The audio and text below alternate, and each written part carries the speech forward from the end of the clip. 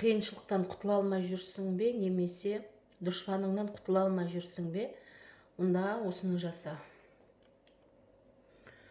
Сәлем достар, бұл құпия каналы, сіздермен бірге Альфия. Достар, видеоның алдында атап өттім қандай техника екені. Қиыншылық деген не бұл? Қиыншылық деген бұл проблема. Біреу үшін ақша, біреу үшін денсаулық, біреу үшін дұшпан, немесе біреу үшін бұл қалай айтсам болады, үлкен проблема. Біреу үшін кредит, біреу үшін басына түскен қиындық. Сіз нені қиыншылық деп санасаңыз, сол үшін жасайсыз бұл техниканы.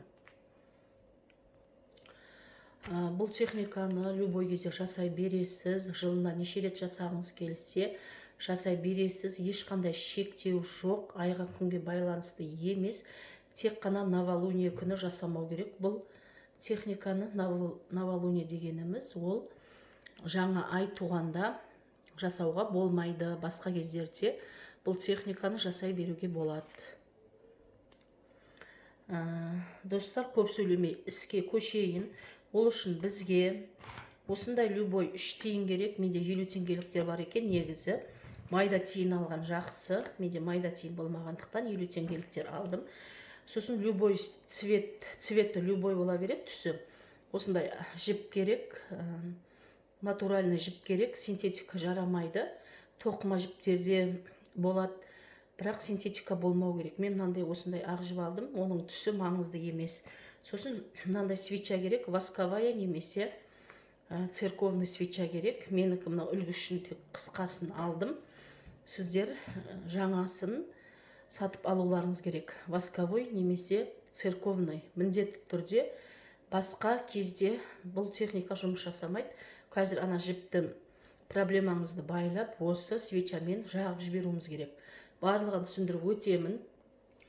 Бұл техниканы дұшпаннан құтылу үшін жасауға да болады. Егер де сіз действительно ол сізге дұшпан екен, сізге күн көрсетпей, дұшпан екеніңізге көзі жеткеннен кейін жасауға болады.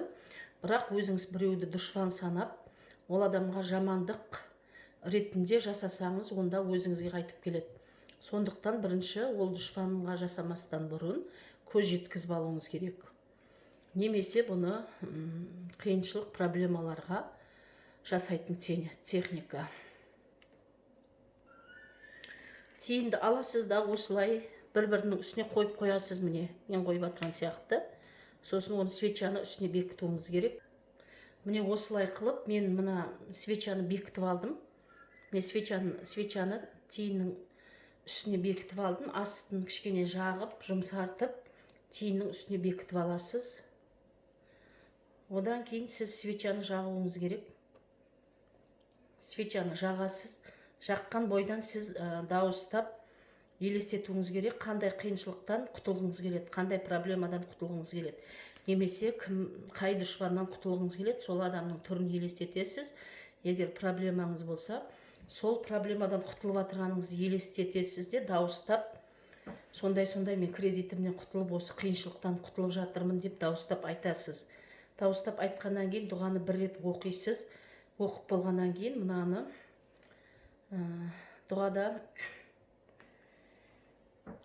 дұғаны оқисыз. Дұғада атыңыз деген жерге өз атыңызды айтасыз. Ал егер дұшпаныңызға жасап жатырған болсаңыз, онда дұшпаныңыздың атын айтасыз. Айтып болғаннан кейін мынаны қолымызбенен осылай сөндіреміз. Свечаның үстінен, тиынның үстінен свечаны алып, мына жерге 2 сантиметр жоғарысынан 2 сантиметр тастайсыз да, мына нені байлайсыз. 9 рет байлауыңыз керек. 9 рет жіпті байлауыңыз керек. 2 сантиметр тастап, мен 2 сантиметр тастадым. Міне 1, 2, 2. Достар, сіздер шатасып кетпеуіңіз керек. Міндетті түрде 9 рет, 8 рет, немесе 10 рет қылып шатасып кетсеңіз, қайттан бұл техниканы жасауға тура келеді.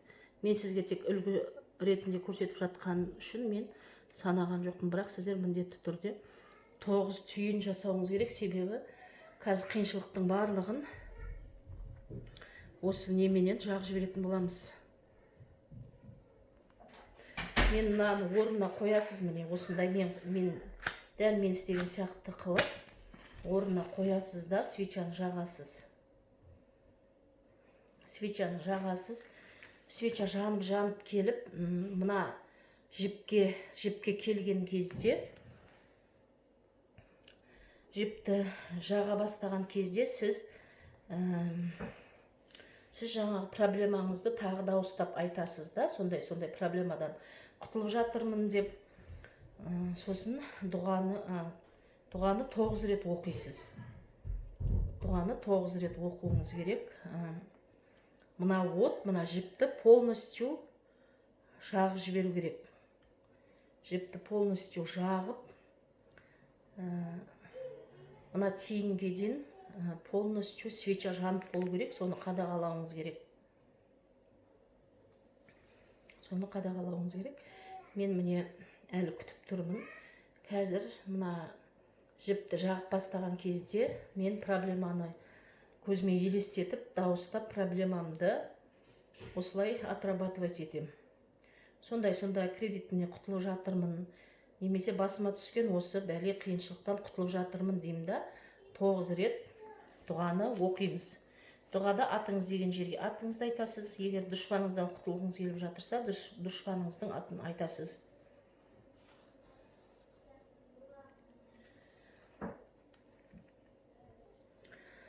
Міне менің свечам жанып болды. Осындай қалдық қалады. Сосын мына жерлерге ағып кеткен қалдықтар болса, барлығын алып осылай тиынге жабыстырып тастаймыз. Жаңа жіптің қалдықтарын, жаңағы свечаның қалдықтарын осылай жабыстырып тастаймыз. Тиынды дәл осы күйде сразу перекрестікқа барамыз да, перекрестік дегеніміз жолдың 4 айырығы. Барамыз да, осы тиынды лақтырып жібереміз сразу. Техниканы жасап болғаннан кейін осылай осы тұрсында лақтырып жібереміз да, одан кейін тағы бір тиын ізінен тағы бір тиын лақтырып жібереміз. Лақтырып жіберуіміз керек. Лақтырып жібергеннен кейін ізімізге қайтамыз. Достар, бұл тиынды лақтырғаннан кейін сіздің проблемаңыз басқа адамдарға жұғып кетпейді. Ол тек сізден арылады, болды. Басқа адамдарға жұғып кетпейді қиыншылықтарыңыз. Тиынды басқа біреу тауып алса да ештеңе етпейді. Главное, сіз құтыласыз, бірақ ол адамға бармайды. Дұшпаныңыз да ол дұшпаныңыздан құтылады деген сөзде, ол дұшпаныңыз өліп қалмайды сіздің. Оған ешқандай жамандық та болмайды. Просто ол кісі сізбен дұшпан болмай қалады. Сіз оған қызық емес болып қаласыз, сізді жөніңізге қояды. Болды. Сәттілік, достар. Каналыма жаңа келген көрермендер болса, лайк басып, каналыма жазылып кетіңіздер. Бұрынғы көрермендерім, лайк басып, мені қолдап кетіңіздер. Дұғаны комментарияға бекітіп қоямын. Түсінбеген жерлерін комментариядан сұрауыңызға болады. Сәттілік.